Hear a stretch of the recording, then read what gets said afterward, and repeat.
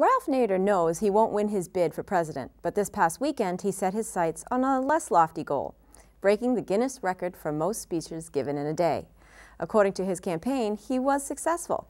The longtime consumer activist and veteran political candidate made speeches at 21 stops across Massachusetts, an event never before attempted. The day started at 8:10 a.m. in Westfield, and he arrived at his last scheduled stop in Sheffield just after 11 p.m. Not an easy day for the 74-year-old who arrived at the Watertown Library around 3 p.m. While his energy appeared to flag at times, Nader grew invigorated when he criticized Obama, even as he predicted the Illinois senator would win in a landslide. And while that rhetoric won't win him the election, it could win him the Guinness record.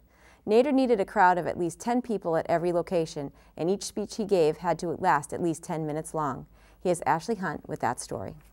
This election brought another first as independent presidential candidate Ralph Nader broke the Guinness World Record for most campaign speeches in one day. On Saturday, October 25th, Ralph Nader gave 21 speeches in Massachusetts. Traveling more than 365 miles, he began the day in Westfield, then drove to Boston, over to Central Mass, ending the night with a campaign party in Sheffield. His focus was on local communities, and he spoke to a variety of different places, from coffee shops to farmers markets. One of his stops brought him to the Watertown Public Library.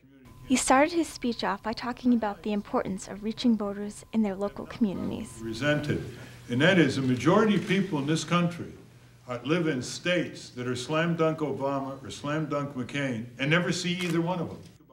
He then spoke about the Patriot Act. And since we're in the library, I want to talk about the Patriot Act, which, as you know, got some Connecticut librarians in trouble because under the Patriot Act, Bush's snoopers can get into your library card, find out what you've been reading, what books you've borrowed. He also spoke out against the billions being spent on the military, taking away money needed for much-needed resources at home. Our schools are in disrepair, our drinking water system, our sewage treatment systems are not up to par, our public transit is antiquated and inadequate, our public buildings are not being modernized, and we don't have enough community health clinics. That's on the table for Nader Gonzalez, but all those are off the table for Obama and McCain. They both want a bigger military budget, as if there still exists the Soviet Union. They both want to maintain corporate subsidies. They both voted for the Wall Street bailout.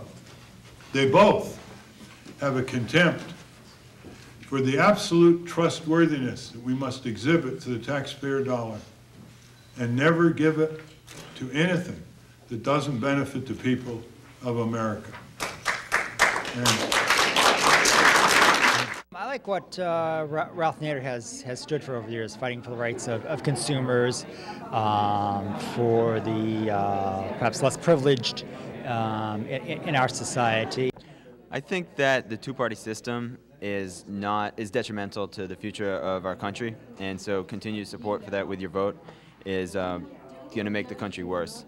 I think that it's important for us to be bold in our choice with our votes, and that the only way that we can actually get politicians to listen to us is if we actually make them fear us a little bit, and they're afraid of us when we vote for, when we vote our conscience. Ralph Nader has helped us to keep safe, and all of the work of his life's work to keep us protected in ways that many people are unaware of. For Watertown Weekly News, this is Ashley Hunt.